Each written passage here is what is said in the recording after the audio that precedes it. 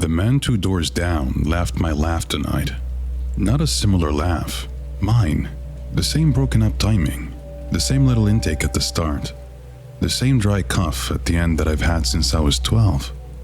Someone made a joke about a sprinkler, and he laughed, and I felt it in my chest before I understood what I was hearing. Like I'd already laughed and I was hearing the echo come back 2 seconds late from the wrong direction. I'm a voice actor. I work from home. I share a duplex wall with him, and I've barely spoken to him in 3 years. I want that on the record before I say anything else, because the rest of this only makes sense if you know that my voice is the thing I sell. It's the only thing I sell. When I heard him do it at the block party, I laughed back. Reflex. Surprise. The kind of nervous laugh you do when something almost makes sense. And his head tilted, just a small movement, like a bird hearing a click in another room. Then he laughed again, exactly the same. Same breath, same cough. He was checking. He was holding his version up against mine to see if they still matched. I went home. I told myself I was tired. I told myself I'd been listening to my own demos all week and my ear was tricking me. People mirror each other at parties. Couples start sounding the same. It happens. Then I remembered that my agent hadn't called in 6 weeks. I had told myself it was a slow season. Voice work goes quiet sometimes. You write it out. But I sat down at my desk and logged into the agency portal. And there were submissions from my account from the last 2 months. Auditions I never recorded. One of them was a pharmaceutical ad. The kind I always turn down because I don't like lending my voice to something that lists death as a side effect. I'd refused that exact client twice before. I clicked the audio. It was me. It was absolutely me. The warmth in the lower register, the way I clip the ends of soft consonants, the breath I take before a long line. Me. And underneath it, very faint. Almost not there, the hum of a refrigerator that isn't mine. My fridge is silent. I bought it that way on purpose. I want to tell you I called somebody right then. I didn't.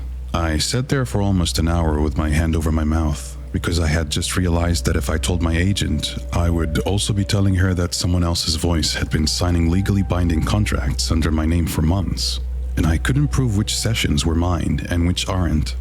I'd been paid. The money came in the same as always. I had been cashing checks for work I didn't do, performed by someone I had never knowingly met. I pressed a water glass against the wall that night. I felt stupid doing it. It worked.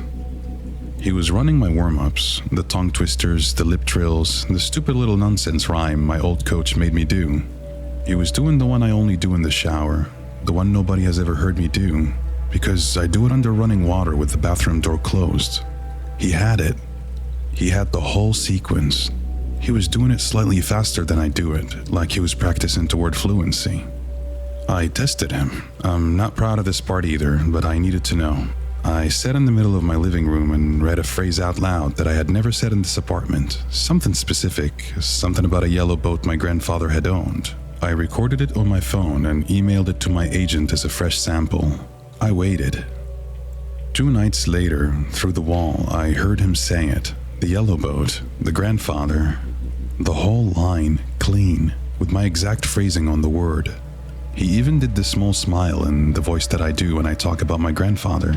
That worm shape that I can't fake on command and didn't put in the recording. My agent emailed back the next morning. She said the new sample was wonderful. She said it was some of my best work. I went over there. I took the stairs down and walked 12 feet to his door and I knocked. And before I could speak, he opened it already talking. He was already mid-sentence, in my voice, saying, I know, I should have said something sooner. I just didn't know how to bring it up. That was the sentence I had been rehearsing on the way down, word for word. He finished it for me in my own mouth and stood there waiting, polite, expectant, like I was the one who owed him an explanation. I went back inside. I locked the door. I sat with my back against it for a long time. I tried to warn my clients. I wrote one careful email and attached a voice memo of myself in my own kitchen saying, "This is me, the real me. Please verify any recent work directly with me by phone before approving it." I sent it to 4 people. I watched the email leave. When I checked my sent folder, the audio file attached to the message was him. It was his version of that warning in my voice, telling them everything was fine and to disregard any further messages from this address. The file's metadata said I had recorded it on my computer at 9:14 that evening. I had. My mother called me the next afternoon. She asked why I'd sounded so cold on the phone the night before. She said I'd been on with her for 40 minutes. She said I told her I loved her, but it didn't sound like me. My call log showed the call from this apartment, from my number, 41 minutes. I screamed through the wall tonight. I put my whole body into it. I screamed until my throat tore and the neighbors on the other side started banging on their side too. And then I waited for him to scream back or laugh or cuff or do anything at all. There was nothing. And then my phone rang. The caller ID said my name, my full name, the way I have it saved for myself in case I ever lose the phone. I answered. I was already talking. I bit down on a piece of toast 3 days after the cleaning and tasted somebody else's cigarettes. Not stale smoke on my own breath, not the ghost of a bar I'd been in. Cigarettes I had never smoked, a brand I couldn't name, coming from inside a tooth in the lower left of my jaw that I was only just now noticing didn't feel like mine. I ran my tongue across it. It was bigger than the tooth that used to be there, rougher on the chewing surface. When I went to the bathroom mirror and pulled my lip down, I could see it clearly, yellower than the rest, a small silver filling on the inside face. I have never had a silver filling in my life. I've barely had dental work at all, which is half the reason I'm in this mess. I went to the new clinic 2 blocks down because they were handing out free cleaning vouchers in the lobby of my building. I have no insurance. I'd had a low, dull ache in the back of my mouth for almost a year that I'd been pretending wasn't there. When somebody slides a piece of cardstock under your door that says free and your jaw has been throbbing every time you drink something cold, you go. You sign what they hand you. You don't read it. I didn't read it. I want that understood before anything else, because every part of what came after grew out of that one stupid signature. The cleaning itself was fine. That's what I keep coming back to. The hygienist was polite. The dentist barely spoke. They told me I had a small problem in the back that they could take care of right then while I was numb. And I said sure, because numb was free too. And because pain you've been carrying for a year makes you agreeable in ways you regret later. I don't remember the procedure. I remember the chair tilting back, and I remember waking up in the waiting room with gauze in my mouth and a paper bag of aftercare instructions in my lap, and the receptionist smiling at me like I was a regular. 3 days later, the toast, the cigarettes, and by that evening, a craving, specific, sharp, a brand name surfacing in my head that I had to look up to confirm was even real. It was real. It was sold mostly in 2 countries I've never been to. I took a picture of the tooth. I held my phone up to my open mouth and took 20 pictures before I got one in focus, and I posted it to a dental forum with a stupid title like, "Is this normal after a filling?" I went to bed. I woke up to a message from a woman who said the tooth in my photograph belonged to her brother. She said he had gone missing 8 months ago. She said the silver filling was put in by their family dentist in 2009, and she could send me the records. She asked where I lived. She asked twice. I didn't answer. I tried to take it out myself. I am ashamed of this, and I'm going to say it anyway. I sat on the floor of my bathroom with a pair of needle-nose pliers I'd sterilized in vodka, and I got a grip on that tooth, and I pulled. I expected pain. I was ready for pain. What I got was a sound, a scream, from somewhere inside my own head, in a voice that was not mine. It was a man's voice, lower than mine, and it kept going after I let go of the pliers. It rang in my skull for almost a minute, and when I finally lowered my hand and spat into the sink, the blood that came out didn't come from my gum. It came from my right ear, a thin, slow line of it down my jaw. I went back to the clinic the next morning. The receptionist looked up and smiled and said, "Good morning, Daniel." And my name is not Daniel. I told her that. She nodded like I was being funny, and she turned her monitor around so I could see, and there was my face on the screen, the photo they took at intake, and the name above it was Daniel something, a last name I didn't recognize. The chart showed a procedure history going back 4 months that I had never been part of. It showed an appointment scheduled for the following Tuesday. Under reason for visit, it said one word: Donation.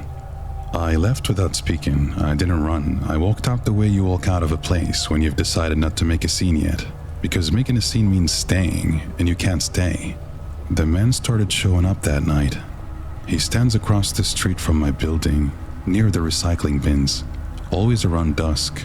His jaw on the left side is swollen out past the line of his face, and the skin is dark and shining, and he never says anything. He just opens his mouth, he turns his head so I can see, and he points with one finger into the empty socket where a back tooth used to be. He's been there 4 nights in a row. He doesn't follow me. He just waits until I look, and then he points, and then he goes. 2 nights ago, I woke up at 4 in the morning with the taste of antiseptic in my mouth, and a thread, a small black thread, looped against my tongue. I went to the mirror. There was a fresh suture in my gum next to the first tooth. The skin was still pink and tender, and sitting in the gum beside the one I already knew was wrong, there was a second tooth, smaller, crooked. A child's tooth, maybe. I don't know. I didn't want to know. My door was locked. The chain was on. The chain was still on. He came up to the door tonight. I heard him on the stairs first, slow, dragging one leg, and then the soft sound of him stopping outside my apartment. He didn't knock. He breathed against the door for a long time. I could hear it through the wood, the wet pull of it, the way it caught on the swollen side of his jaw. Then he started to say something. He started to say something, and the words came out of my mouth before they came out of his. I felt my own jaw open. I felt my own tongue move. I heard my own voice in my own kitchen saying the sentence a half second before he said it on the other side of the door, in the same shape, in the same breath, finishing for him what he had come here to ask for. I wanted back. The night bus stopped on the wrong side of the road tonight. I want to start there because that's the part I keep coming back to. The 1148 always pulls up on the east side of Marwick, the side with the bench and the broken street light. Tonight, it came up the other lane, slow, and stopped across from me with its doors hissing open like it was waiting. I stood there for a long time. I told myself it was a detour, some construction I hadn't heard about. I crossed the street because I had to. I work overnight janitorial at the hospital 4 nights a week, and I don't drive, and there is one bus that goes near my building after midnight. And if I miss it, I don't make my shift the next night. And if I don't make my shift, I lose the job. That's the whole math of my life right now. That's why I crossed. When I stepped up onto the bus, before I could even pull my card out, the driver said my name. Not evening, not fair please.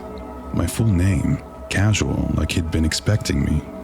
I froze with my hand halfway to the reader, and he just looked at me with this patient, tired expression and waited until I sat down.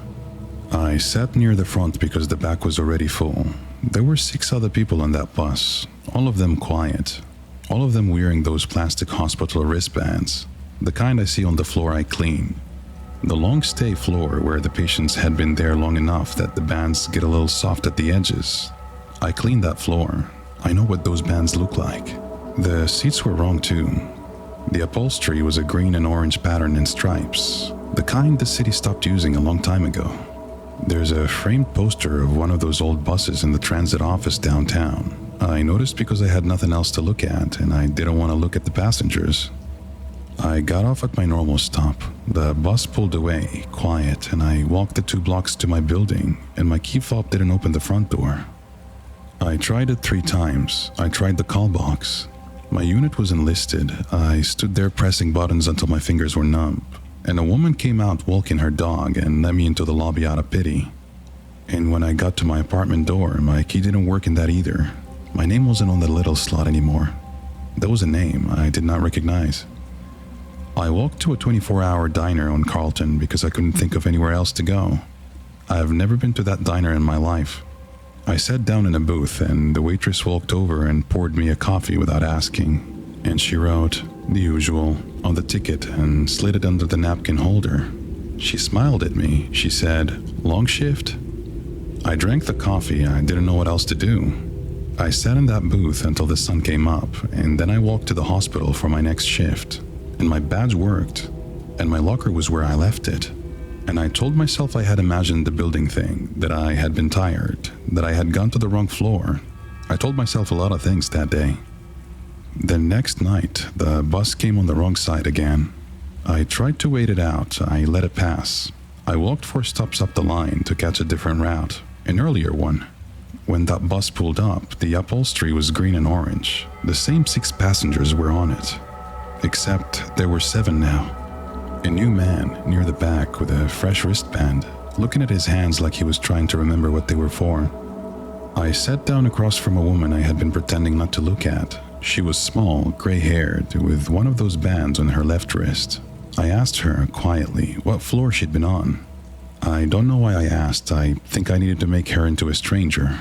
She told me a room number, 411. She said it like she was reciting it from a sign. I cleaned 411 last Tuesday. I remember because the patient had been moved out and there was a smell I couldn't get out of the curtain rail. She looked at me and said, "You emptied my bag, the one with the line in it." And her voice was kind, like she was thanking me, and I had to get off 2 stops early and walk.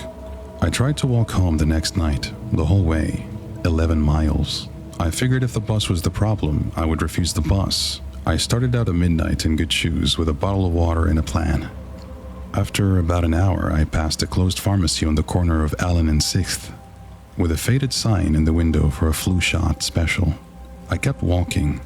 40 minutes later, I passed the same pharmacy, the same sign, the same flicker in the security light over the door. I stopped. I turned around. I walked the other way. 20 minutes later, the pharmacy again. The bus was beside me by then. It had been keeping pace at the curb for I don't know how long. The door was open. The driver wasn't looking at me. He was just driving slow with the door open, waiting. I got on. I sat down. I rode it to my stop. My supervisor called me yesterday. He asked if everything was all right. He said he understood things happened, but I'd missed 3 weeks of shifts and he needed to know if I was coming back. 3 weeks. I told him I'd be there tomorrow. I hung up and looked at the date on my phone, and it was further along than it should have been by almost a month. I don't know where these days went. I know I was on the bus for some of them. I know I was in the diner for some of them. The rest I can't account for. There are 8 passengers now. I counted twice. Tonight, when I boarded, the driver didn't say my name. He just nodded at me. The small nod you give someone you see every night. And I went to sit down, and I noticed a soft plastic strip around my left wrist. White. Printed. My name on it, clean and clear. A discharge date in a week I haven't lived yet. I don't remember putting it on.